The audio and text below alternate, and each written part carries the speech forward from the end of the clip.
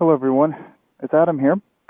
We are in Fairlee, Vermont. Now I was actually thinking, I'll talk about some things in a few minutes on MotoVlog.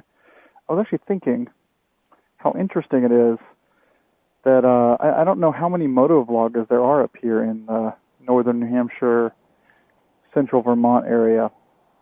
But I'm up here. I think it's beautiful. This is Fairlee, Vermont. We'll go into Thetford soon. And yeah, look at the mountains there. We have a little mountainside here. So I actually started this video because I wanted to show you guys something. I've driven about 200 miles so far today. I'm almost home. I'll be 31 miles from the house. If you look at my thing here, what's that? Well, that is a sixtel, a sixth of a barrel keg, aka a pony keg. And these are loaded up with 3 cases of beer, of 750s, and then all my clothes and gears in here, and then my work laptop camera stuff is in here. Are we still recording? Here we are. Yeah, so I've got a sixtel in here. I have bungee cords all around here on the top. This is held this way. Oh, we got one bungee cord actually came loose. Did we lose it completely? Oh, we did not. There we go. Very interesting. Oh, we actually lost. Ah, we tore it. Look at that. Good to know. Well, it looks like we are pushing our luck here, aren't we? All right. On the road again. There we go. Oh, yeah. So, I did this for a couple of reasons, actually. Oh. That's better. So I did this for a couple of reasons. The keg experiment.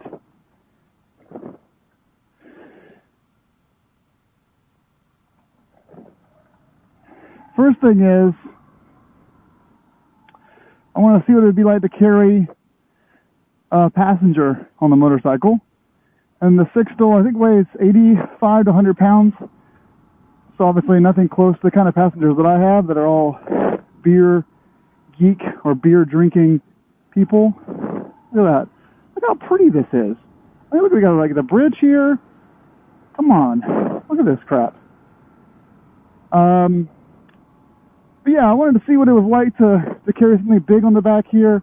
I mean, the weight's pretty low balanced and covered it with a towel so it wouldn't slip around. Lined it with bungee cords, and I thought, you know, if the bungee cords hold, which 1 out of 5 did not hold, we'd be okay. We'd make it home.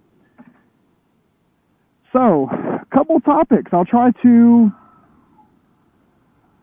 get through them all without losing track. Oh yeah, we're taking 25A home. Very nice scenic road. So, this is so about 5 times. What we have going on here, a couple things. First, the audio on this recording is going to be nearly what it should be. As you guys know, the last couple of videos, last few videos where I use the GoPro have been echoey. And the reason why I didn't know this is the Cine GoPro backpack that I'm using connects to my Cine headset over Bluetooth, of course, and it relays audio in through the micro or the audio in analog audio in port on the GoPro itself. There's a second button that says mic on. I didn't know what that was. I assumed it was like, you know, both power buttons should be on. It turns out actually that mic on means there's an actual microphone on the backpack itself. So the benefit of this is it picks up all the noises from, you know, outside of my helmet. But I'm a loud talker, really loud talker. You guys would kill yourself if you realize, that's a little extreme. You would slit your wrist and make a valid cry for help if you knew how much time it took me to get the audio to a normal level. I get really excitable in these videos. So what's happening is the backpack's microphone on the backpack itself is actually picking up all of the audio outside, which just sounds nice. You get the engine noise, you get the, you know, a car honks at me or something, a guy yells at me and calls me a dickbag. You guys will pick that up. But it also means you're going to get my voice that's permeating through the helmet. Because instead of the GoPro being down here or being over here on the right side of my face, it's right in my chin. So I like the angle, but you'll get audio from my helmet and from outside the helmet. So that is why it's been echoing. Hopefully, now I'm just talking into here, but it will mean you're going to have less outside noise, less engine noise per se. So we shall see how this comes out, but I have a very good chance the audio is going to be way better, at least if you want to hear me talk. Not way better if you want to hear the outside world. Maybe I move the camera over here. We'll see. Alright, so that's the first topic I wanted to go through. Numero dos. Went up to Hill Farmstead today. I had to grab the keg. Well, I didn't have to, but about 10 days ago I told the people up there that I brought a keg back, of course. I brought a keg back, and I said, what do you have? And they listed a couple things that I like, but I've had way too much of. So I said, well, I'll come back in 10 days and grab another keg. And they said, okay. So they filled me one that I actually like a lot, Sumner, which is a American Pale Ale. And I thought, you know, it's Wednesday. I get to leave work a little early today if I want to, if I get all my work done. So let's go for it. So I grabbed my box of bungee cords, and I headed up there, and I thought this. I told Phil when I saw him, listen, Phil. I said, listen, Phil, if I'm going to take this keg outside to my bike. If it doesn't work out for me, I'll bring the keg back in, and I'll buy some bottles and go home. He said, all right, you know. Jim, another guy that works up there, jokingly said before I left, he's like, look at these roads, guys. These are our frosty roads that I tell everyone about. They don't believe me that we have, and this is how bad they are. But Jim told me, yeah, we'll stick a note on that keg for you for V-Trans that, you know, if found on side of road, please return to the brewery. Anyway, at 12 miles, look at this windy road here. I don't know if you can see the tom-tom or not. So that was the second topic. I went to Hill Farmstead to grab some bottles for my side bags, which isn't that big of a deal, but the keg thing is a new experiment. You guys may actually, given that one of the bungee cords broke, you guys may actually witness the keg falling off my bike and landing on the road, which would be pretty interesting. It's pretty important. I should have thought this through a little bit better, and when I stopped a few minutes ago, I should have reorganized the bungee cords a little bit to put more weight on the left side. The left side one is broken. Oh well. Anyway, so what else we got here? That's topic number 2. Topic number 3. So today, Snowcat. Speaking of other vloggers, yeah. So I have watched 3 different vloggers' YouTube channels. Walterific. He's in Kansas. Kansas is boring as fuck. You know, just having Walter drive around town all the time talking, it's interesting, but Kansas itself is boring. He does his very best to make it sound exciting. The second person, Snowcat, interesting fellow. I like his videos a lot. I like yelling at people that are shitty drivers.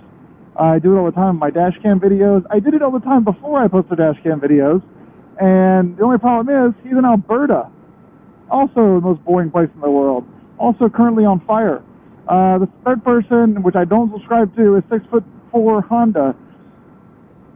Only because I've heard. I was talking to these guys on the Reddit from Motorcycle Reddit.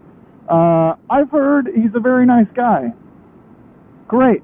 But when he posts videos from other people that they capture in the real world, they're super negative. I mean, bros kicking the fuck out of cars, giving people the finger, aggressively, like, just basically being assholes to 2-ton vehicles that all they do is don't see you. You know, a car's not going to see you. It's going to happen. You're tiny. You're in their blind spot like 40% of the time. It's your job to protect yourself, to not be in their blind spot, to be defensive, to use your indicators, to use your horn if you have to. But don't be a jerk to people. And all of the videos he posts, granted, supposedly they're not all him, are just guys being dicks to motorists. And if you're going to be that way, eventually it's going to be a footage of you getting murdered. And I don't like the negativity. I really don't. I think it's just absurd. I find it unfortunate that all these guys are on little rice rockets. All these guys are wearing nothing but tank tops and shorts and t-shirts and like sandals. I mean, the culture itself is just like squid it up, be a dick to motorists, and then post it to YouTube or Reddit for all that sweet karma. I don't like it. So those are the three like most popular motovloggers, right? That's it. And we got Florida, Kansas, and Alberta. I think we need some New Hampshire, Vermont representation. And not that my life is that exciting, it's not. But I own my bike every day. For the past 2 months, I've owned my bike every day. The only problem is if I became known for my motovlogs, trust me, I won't. As of October and until May, there won't be any content anyway. So I don't know. I honestly don't know what the thought process here that I have for you guys. But just saying out loud, I think this is very beautiful. Except for the mobile homes that are everywhere. But everything else, very beautiful. You know, I've driven this way home once before, and oh yeah, the keg's secure. It's not moving. It hasn't gone over to the right at all.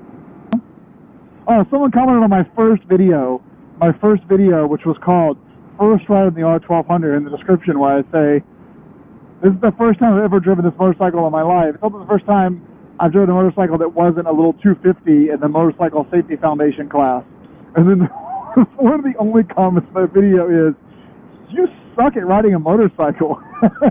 I'm like, oh, yeah, I know. Like, wait, I did it. So that made me laugh, and I abandoned from my channel. Okay, so that was 1, 2, 3. That was 3 topics, I guess. I don't know. Number 4. Oh, yes. Here is what happened. This Senna thing sometimes really, oh, Jesus. I do have bottles in my luggage.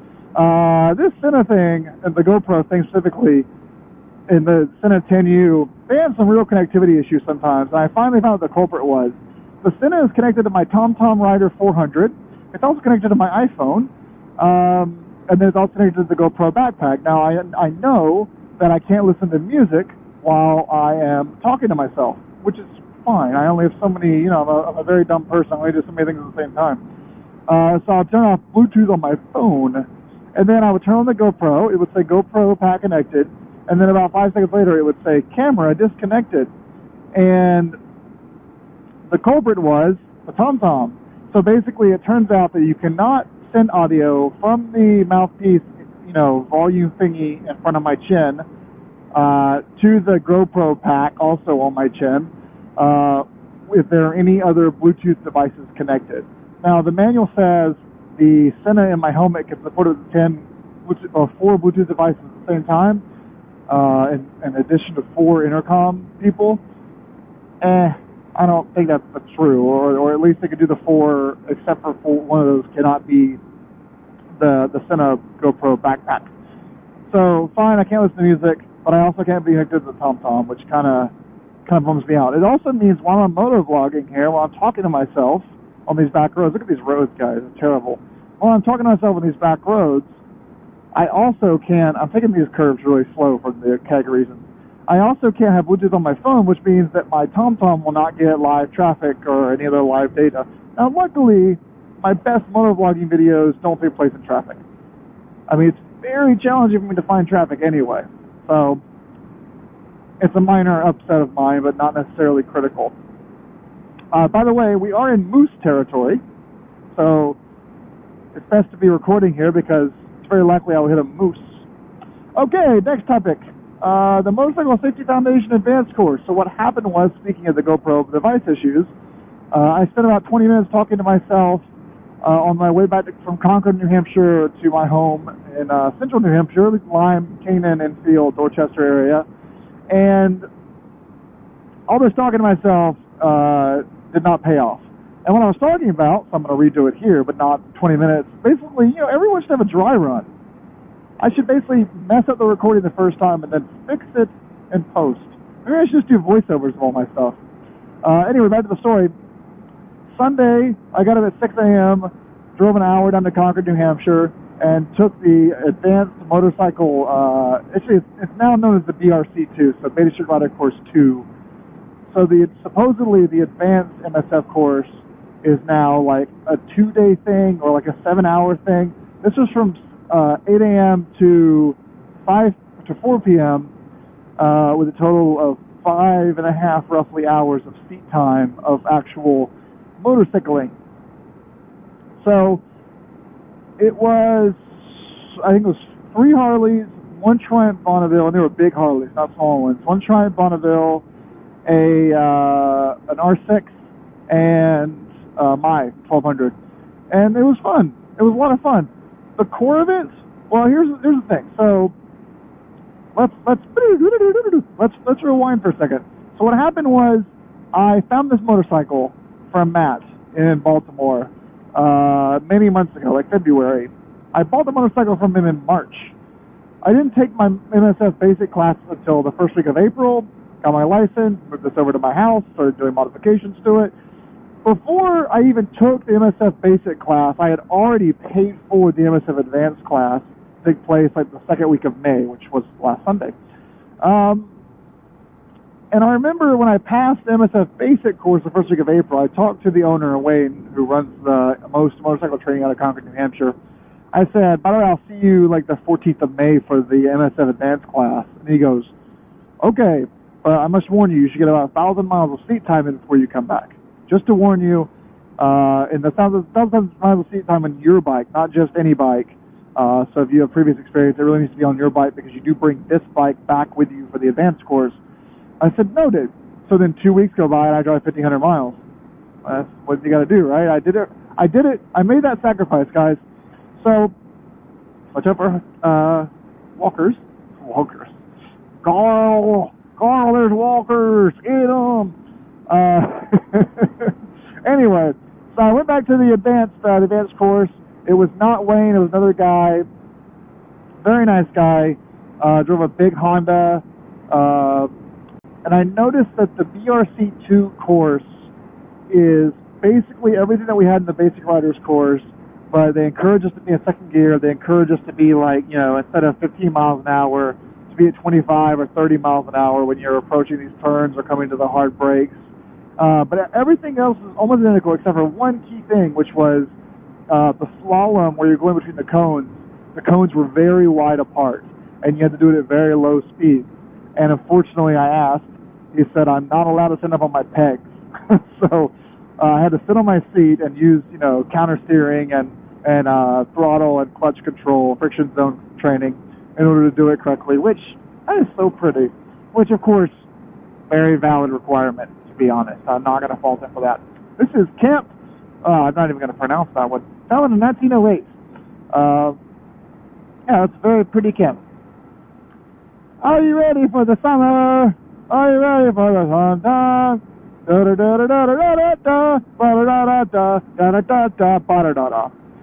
Oh, it looks like Mosquito City over there, though. So, I was really nervous, to be honest. I had worked a lot doing parking lot training in the R1200. Obviously, I got a lot of seat time in. We did, hours of back roads, hours of parking lots, hours of low-speed maneuvers, lots of stuff. I have 12 acres from my house of woods, so lots of stuff in the woods. I was comfortable on the bike, but I was really nervous because, it is a tested class. And as soon as I entered the U-turn box, which is like a 15 or 16 foot wide box, and was told to do a figure 8, and not only did I not have to shift my butt around the seat, but I didn't have to put my foot down. I didn't have any throttle issues where I was getting thrown back or thrown forward. I didn't fall. I didn't exit the box. I was like, dude, I got this. And from there on out, aced it.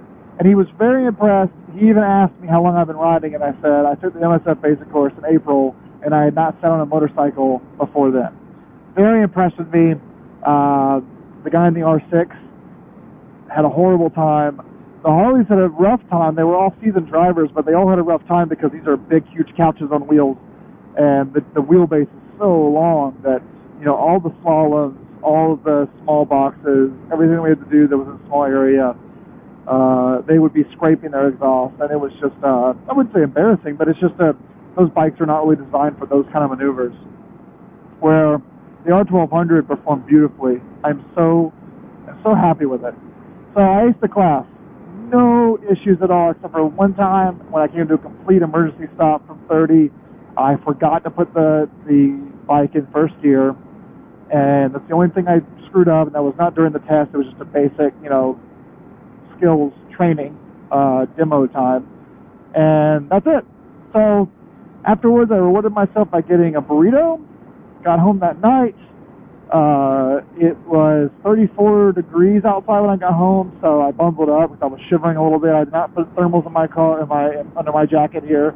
They're not heated, so it's 59 degrees now. Totally fine to be wearing what I'm wearing.